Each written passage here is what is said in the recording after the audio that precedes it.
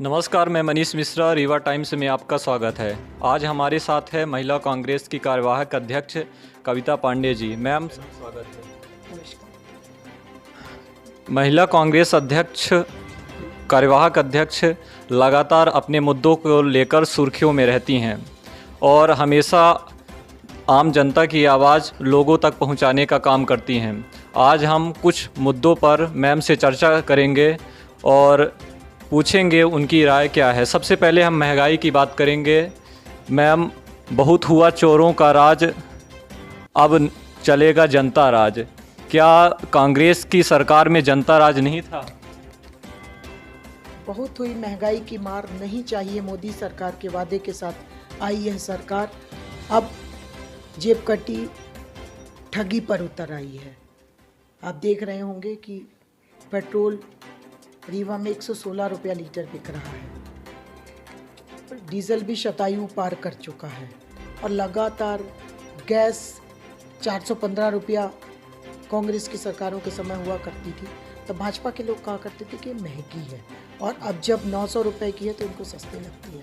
तो जो महंगाई पहले डायन हुआ करती थी, अब इनकी प्यारी सखी हो गई है और महंगाई के मारे आम जनता कराह रही है। उसको समझ नहीं आ रहा कि आखिर हम अपना घर का खर्चा चलाएं कैसे। लेकिन जो डीजल और पेट्रोल के दाम बढ़ रहे हैं, प्रधानमंत्री मोदी का कहना है कि अगर पूर्ववर्ती सरकार यानी कांग्रेस सरकार ऊर्जा आयात की निर्भरता पर ध्यान दी होती तो पेट्रोल और डीजल का दाम इतना ना बढ़ता और आम जनता इतना परेशान ना होती। कहीं ना कहीं कांग्रेस को दोषी ठहराया जा रहा है। ये इस तरीके की जुमलाबाजी, चुटकुलाबाजी करना मोदी जी और शिवराज सिंह को एक बीमारी टाइप की है। स्मृति ईरानी आपको अक्सर दिखा कर रखती थी, सिर में गैस का सिलेंडर लेके घूमा करती थी। आजकल वो अदृश्य है और पता रहता नहीं लगता कि वो कहाँ है।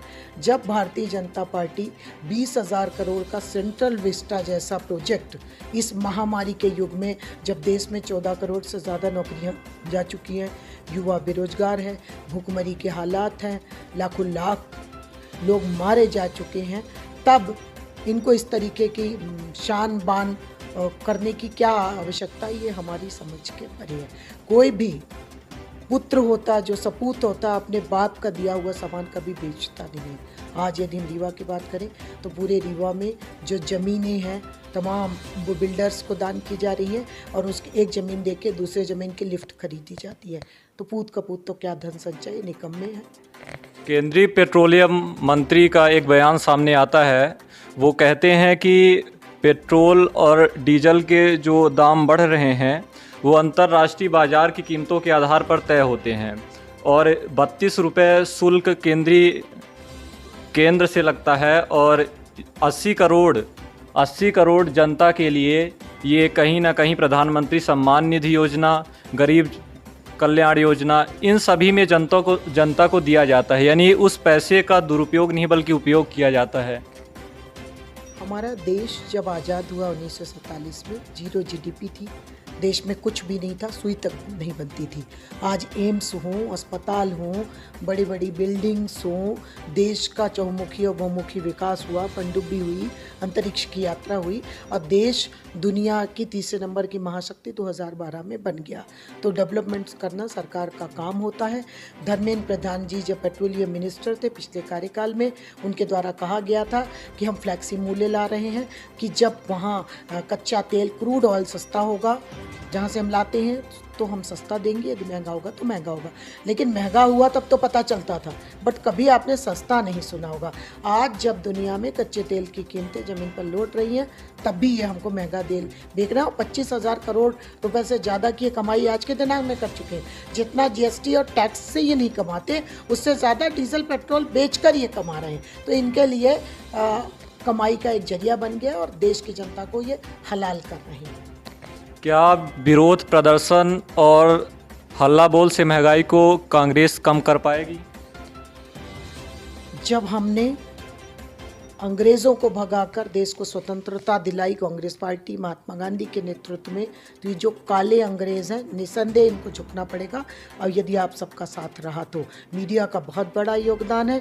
यदि आप सब मिलकर लड़ेंगे तो निसंदेह मोदी सरकार को, जो ये तानाशाह बने, अधिनायकवादी बने हैं, तो इनको झुकना पड़ेगा और जनता को रियायत देने के लिए मजबूर होना पड़ेगा। दूसरा मुद्दा है कृषि कानून। कब तक जारी रहेगा धरना? और इस धरने के पीछे पहले 26 जनवरी था, लाल किले पर पहुंच गए आप लोग। 15 अगस्त में क्या प्लान है? कृषि काला कानून वापस लो। जब तक काला कानून वापस नहीं हो जाता तब तक धरना बदस्तूर जारी रहेगा। किसान, वैसे भी धरना किसान कर रहे हैं, कांग्रेस का कोई ऐसा वास्ता डायरेक्टली नहीं है।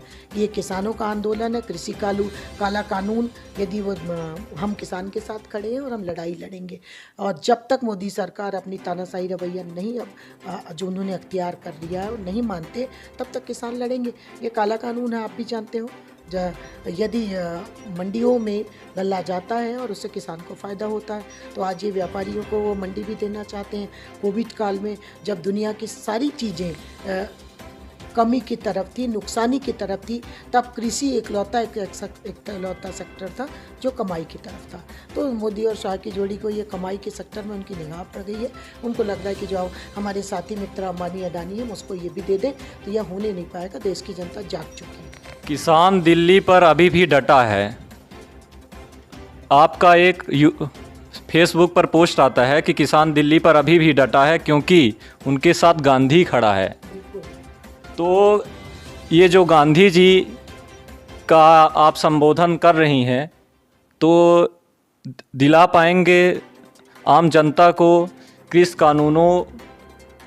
कानून है, महंगाई है या फिर और बेरोजगारी है, ये गांधी कब तक डटे रहेंगे? कृषि काला कानून के खिलाफ कांग्रेस पार्टी पहले दिन से लड़ाई लड़ रही है। बंद पीछे के रास्ते से, चोर दरवाजे से लाई इस कानून की मैं निंदा करती हूँ। राहुल गांधी जी किसानों के साथ ट्रैक्टर चलाकर खुद संसद भवन गए हैं। गिरफ्तारी हुई है कांग्रेस के नेताओं की, और हम किसान के साथ खड़े थे कल भी, आज भी, और तब तक जब तक कि हम जीत नहीं जाते। लास्ट सवाल ये है कि आप किसानों के मुद्दे पर बोलती हैं, महंगाई पर बोलती हैं, बेरोजगारी पर बोलती हैं, आम जनता की आवाज़ को ऊपर उठाती हैं, लेकिन आपका ऐसा कोई बयान सामने नहीं आया जिसमें छात्रों का जिक्र हो। और छात्र जिस तरह से लॉकडाउन में परेशान हुए, ट्यूशन लगा ही नहीं, फिर भी फीस ली जा रही है। क्या छात्रों के भविष्य की चिंता आपको नहीं सताती? छात्र हमारे देश के भविष्य हैं और कर्णधार हैं। जिस तरीके से मोदी सरकार ने उनका भविष्य चौपट किया, उसकी मैं निंदा करती हूँ। संपूर्ण वैश्विक स्तर पर बात की जाए तो संपूर्ण विश्व के सभी देशों ने छात्रों को, जो कोविड काल में लोगों को घर बैठा है, उनको कुछ न कुछ मानदेय दिया है। लेकिन हमारी इकलौती ऐसा सरकार है जिसने किसी प्रकार के छात्रों की कोई मदद नहीं की। आज छात्रों को कहा जाता है कि ऑनलाइन पढ़ाई करो। लोगों के घर में मैंने देखा एक ही फ़ोन है, तो यदि पिता के पास एक फ़ोन है तो वो ऑनलाइन लेके बैठ जाता है। इंटरनेट है नहीं तो कई जगह बड़े बड़े पेड़ों के ऊपर चढ़ जाते हैं। मेरा मोदी सरकार और शिवराज सिंह से एक ही वादा है, मांग है। एक सवाल और, क्या छात्रों के लिए प्रदर्शन और हल्ला बोल नहीं होगा? बिल्कुल होगा, क्यों नहीं होगा। कब होगा? जब जनता को हमारी आवश्यकता होती है। हम लोग जनता के साथ खड़े हैं, हम बच्चों के साथ खड़े हैं, हम उनके पालकों के साथ खड़े हैं। हमारे देश के भविष्य और कर्णधार को परेशानी हो रही है और हम निश्चित रूप से उसकी लड़ाई लड़ने के लिए आगे आएंगे। स्वराज सरकार से मैं मांग करती हूँ, उम्मीद करती हूँ, भरोसा करती हूँ कि वह बच्चों की समस्या का समाधान करते हुए उनसे फीस नहीं लेगी और उनका जो कोविड का काल है उसकी फ़ीस माफ़ी होगी। मैं आपको एक उदाहरण बता दे रही हूँ। एक लड़की, मैं नाम नहीं लेना चाहती, मुझे तिलक नगर से उस सुबह फ़ोन आया रोते रोते। उसने मुझे एक ऑडियो भेजा कि मैडम मैं 2 बहन हूँ और मेरे पिताजी की कोविड में मृत्यु हो गई। मेरी बहन 8वीं में है और बाल भारती में, और वहाँ से 18,000 रुपये मांग रहे हैं और हमारी बहन का एडमिशन नहीं हो पा रहा। वो ऑडियो उसने भेजा और मैसेज भेजा। मैंने वही ऑडियो और मैसेज कलेक्टर साहब को भेज दिया। उसके बाद उन्होंने कहा कि मैं करा दूँगा। उसके बाद मैं दूसरे कामों में बिजी हो गई। 15 दिन बाद मुझे याद आया कि वो लड़की जो है उसने मुझसे निवेदन किया था। मैंने पुनः बात किया कि तुम, बोला नहीं, हमारा किसी ने फ़ोन नहीं उठाया, नहीं हुआ। फिर मैंने जब लड़ाई लड़ी तो अभी आज ही मैं अभी कलेक्टर साहब के पास आई हूँ। उन्होंने 2000 रुपया महीना के हिसाब से उसकी व्यवस्था बनाई है और ऐसा एक तरीके से प्लान किया है कि रेड क्रॉस सोसाइटी के लिए हम ऐसे चिन्हित करके बच्चे जिनके माँ बाप या नहीं है कोई भी और उसको परेशानी है तो उनको हम 2000 रुपया देंगे। उसमें हम सब लोग का कंट्रीब्यूशन होगा रेड क्रॉस के माध्यम से और ऐसे बच्चों को हम लोग चिन्हित कर रहे हैं। तो उस लड़की का आज ही उसका मैसेज आया कि थैंक यू मैम, आपने हमारी मदद की। तो हम लोग, आपने पवन तिवारी वाला मामला देखा ही होगा कि जब उसका हाथ कट गया तो जब सरकार निकम्मी और निकृष्ट सरकार ने जब चरन्नी नहीं दी तो हमारे साथी जो कुंज बिहारी तिवारी और तमाम ऐसे हज़ारों साथी हैं, हम लोग ने सोशल साइट्स पर एक ऐसा ऑनलाइन कैंपेन चलाया और आज 4-5 लाख रुपए जमा हुए और उसका इलाज हो रहा है नागपुर।